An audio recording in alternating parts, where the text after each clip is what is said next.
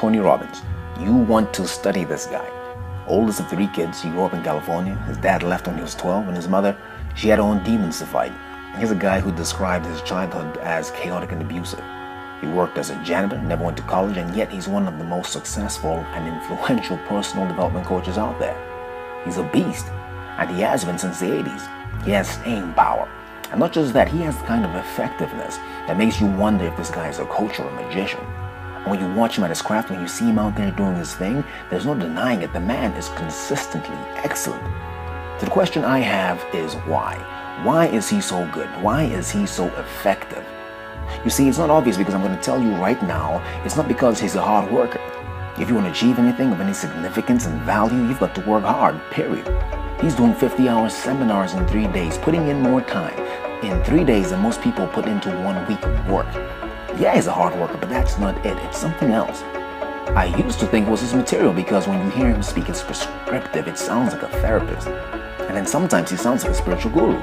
This guy has a research center, so he's always asking questions and looking for better ways. So of course, his material is going to be excellent. No one will argue with that, but that's not it. That's not what makes Tony Robbins so effective. That's not what makes him this good. Here's what I believe. What makes him so good? This effective came out of one of the worst moments of his life. He's 12 years old, it's Thanksgiving. Things were hard and his father couldn't provide. There wasn't going to be a meal at the family's house that year, but somehow the word got out and that day someone showed up with a bunch of food so the Robbins family could have a nice meal. But instead of being appreciative, instead of being grateful, his father had a fit. His pride was hurt. He wasn't going to take charity.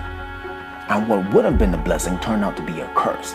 His father left the family that day. This man didn't know how to receive. And Tony saw that, and I believe it changed him. That's what Tony Robbins does first. He puts you in a place where you can receive, where your ego can't fight, where your pride shuts up, where there's no resistance. What makes him so good isn't something you can see. It's not something you can quantify.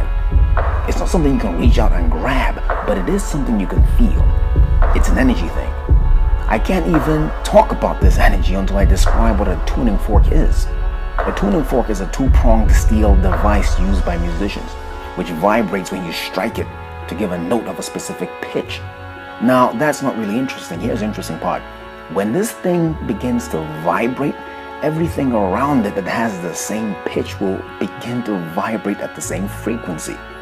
Just by being in the same room as a tuning fork, vibration changes. Basically, what I'm saying to you is that this energy is so concentrated. It's so focused that it infects the things around it. So much so that those things vibrate. It changes the way they vibrate. It changes the way those things react. See, some of you aren't ready for this, but it's an energy thing. And that's what Tony has. And if you understand that, then you understand something else called resonance. The dictionary has some fancy word for resonance, but here's what resonance means. It means I feel you. I'm with you. And when I feel you, I can receive from you. When I'm with you, I can learn from you. When we're on the same frequency, we resonate. It's a gift. And if you know how to receive, your life can change. Good things have a certain vibration. They have a certain frequency. Your dreams have a certain frequency. Healing has a certain frequency. And the question I have for you is, what frequency are you on? Do you resonate with good things? Do you resonate with healing?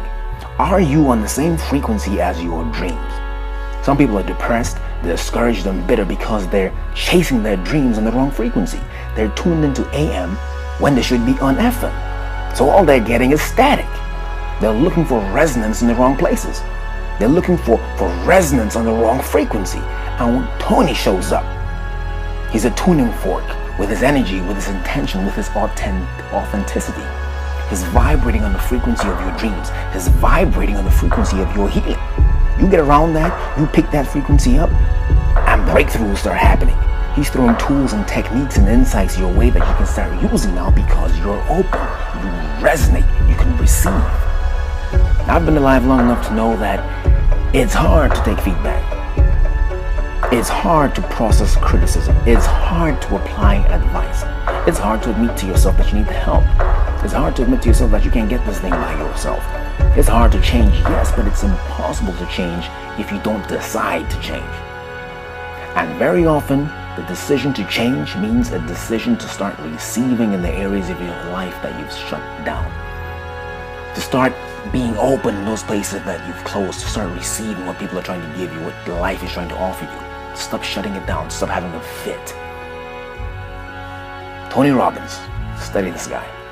My name is Angelo, and I'm the motivator.